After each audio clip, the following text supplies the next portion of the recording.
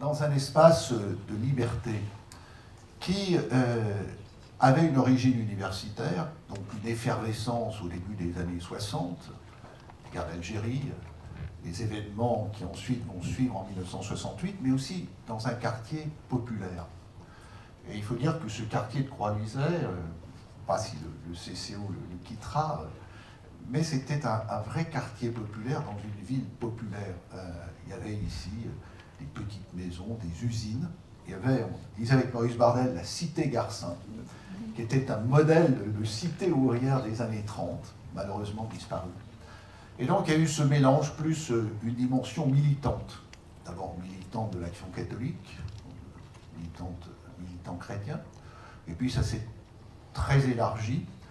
L'un des temps forts du CCO, pour les plus anciens, il y en a ici, ils s'en souviennent, c'était 1973, le terrain de la Sainte Famille. Oui, qui a été occupé.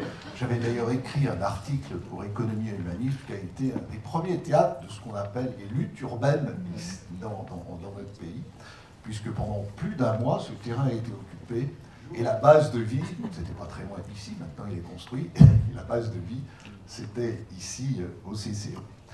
Alors le CCO a épousé toutes ces périodes, il l'a fait avec les hommes qui l'ont marqué. On a tous évidemment le souvenir de Jean-Pierre Lachaise, sa voix forte, sa personnalité, parfois un peu provocante, mais c'était bien nécessaire de donner aussi dans l'univers parfois un peu conformiste, de nous donner ainsi des coups de boutoir. Maurice Bardel, qui a présidé le CCO pendant un certain nombre d'années, puis vous maintenant, avec Fernanda, qui en est la directrice.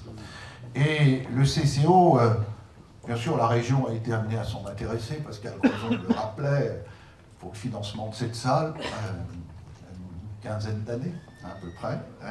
Donc, participation. Et puis maintenant, il y a intéressons à plus d'un titre. Il y a deux vice-présidentes qui sont ici présentes. Léla Ben-Sharif, donc, qui est vice-présidente à la vie associative, puisque le CCO participe au comité régional de la vie associative, et il est celui qui accompagne la formation des bénévoles, et il accompagne aussi les associations dans le soutien pluriannuel aux projets associatifs. Et puis dans le domaine culturel, Farida Boudaoud est ici, mais elle est venue toute petite au CCO, hein, donc elle le connaît bien, donc à travers un certain nombre de projets, notamment d'expression culturelle, festival de théâtre, théâtralité, et puis mémoire du XXe siècle. Il y a la politique de la ville sur un certain nombre d'actions, parce que le CCO donc, est implanté dans la ville, et il est à ce titre aussi un des acteurs de l'action menée avec les groupes de jeunes dans la ville de Villeurbanne et avec la dimension culturelle. Voilà, on aurait beaucoup de choses à dire encore. Moi, je vais en rester là, mais j'ai trouvé pour célébrer ce 50e anniversaire du CCO cette très belle phrase de René Char qui décrit bien ce qu'est le CCO. Et René Char écrit dans Fureur et Mystère: à tous les repas pris en commun, nous invitons la liberté à s'asseoir. La place demeure vide, mais le couvert reste mis. Je crois qu'ici, le couvert pour la liberté est toujours mis, et c'est la grande force du CCO. Merci.